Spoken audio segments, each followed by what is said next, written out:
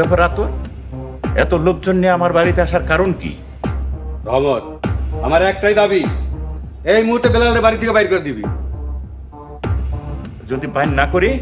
যদি বাইন না করেন তাহলে বেলালের লাশ পড়বো এই জায়গায়। দেখ বন্ধু, আমি খুনাখুনি চাই না। এই, তোমরা বেলালের জিনিসপত্র সব বাইরে ফেলা দাও। ভাইজান, আমার দুইখান দাবি আছে। আপনার মাইয়া আমেনার লগে আমার পোলার বিয়া দিতে হইব, আর আপনার জায়গা সম্পদ যা আছে সবকিছু আমার নামে লিখা দিতে হইব। ফুপু, এসব তুমি কি কইতাছো? আব্বা তো তোমার ঠকায় নাই, তুমি এমন করতেছো কেন? আমিনা যদি আমার বিয়া করে তাহলে তো এই জায়গা সম্পত্তি একদিন না একদিন আমার হইব। কি আমিনা, তুমি কি আমার বিয়া করতে রাজি না?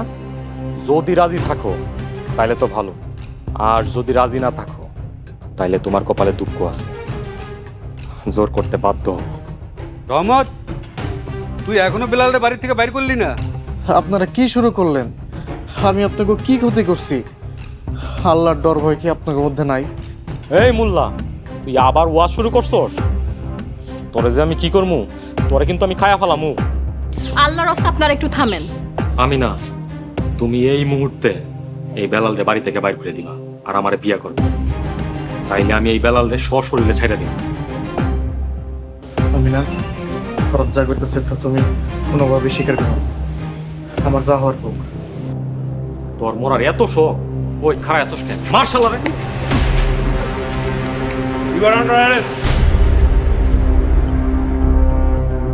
দারোগা সাহেব, আমার পোলার আপনি অ্যারেস্ট করতে পারবেন না। আমার পোলা কোনো কিছু করে নাই, আর আমার ভাই তো মামলা উঠায় নিছে। গতকাল রাতে আপনার ছেলে এবং তার বন্ধুরা একটি বাড়িতে চুরি করেছে। সিসিটিভি ফুটেজে সেটার প্রমাণ মিলেছে। বেল্লাল, তোমাকে অসংখ্য ধন্যবাদ চোরের লোকেশন বলে দেওয়ার জন্য।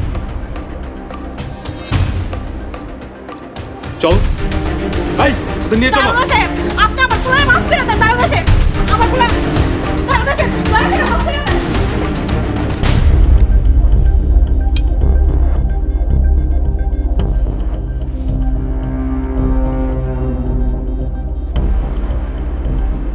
আতর, তুই এই কামটা কেমনে করলি রে?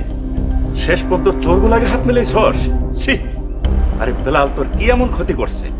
আরে ভালো মন্দ ন্যায় অন্যায় যদি পার্থক্য নাই করতে পারোস, এইসব নামাজ সোজা করে লাভ কি? রহমত, আমি বুঝতে পারছি আমি ভুল করছি। বন্ধু, তুমি আমার মাফ করে দাও। বাবা বেলাল, আমি আমার ভুল বুঝতে পারছি, আমার মাফ করে দাও। মা, আমি লজ্জিত, আমার মাফ করে দিও। হুজুর, আতর কাকারে মাফ করে দেন। বেলাল, তুই কি রে? তোর দেহটা কি দিয়ে করা? দেখ দেখ, যার এত বড় সর্বনাশ করছস, আর সেই আজকে সুপারিশ করতেছে তোরে মাফ করার জন্য। সে যদি সুপারিশ করে তাহলে মাফ না করে উপায় আছে? যা, তোরে আমি মাফ করে দিলাম।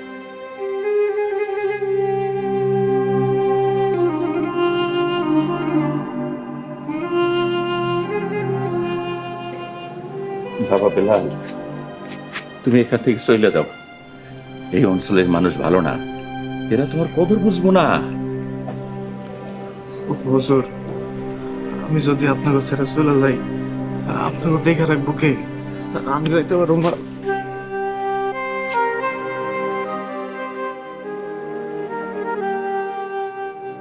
হুজুর, আইজ আমার অনেক বড় একটা স্বপ্ন পূরণ হয়েছে।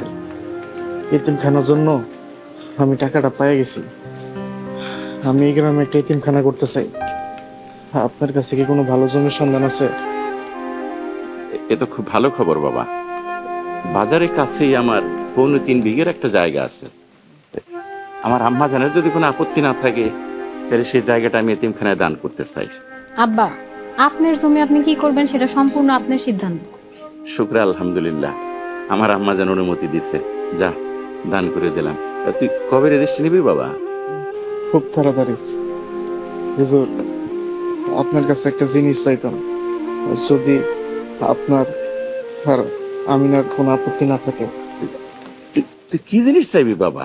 আমার যদি সাধ্য থাকে আমি নিশ্চয়ই দিব। হুজুর, আমি সারা জীবনের লিগা আপনাকে দায়িত্ব লইতে চাই, বিশেষ করে আমিনার। আমি জানি না আমি আমিনার যোগ্য কিনা, যদি ভুল হয় আমার মাফ করে দিন। বাবা বেলাল, আল্লাহর দরবারে শুকরিয়া আদায় করার ভাষা আমার জানা নাই। আমার নিশ্চিত করলাম বাবা, বড়ই শান্তি পাইলাম। সব যদি ঠিক থাকে, ইনশাল্লাহ আগামী শুক্রবার তোমাদের বিয়া। হে আল্লাহ, তুমি এদের কবুল করো।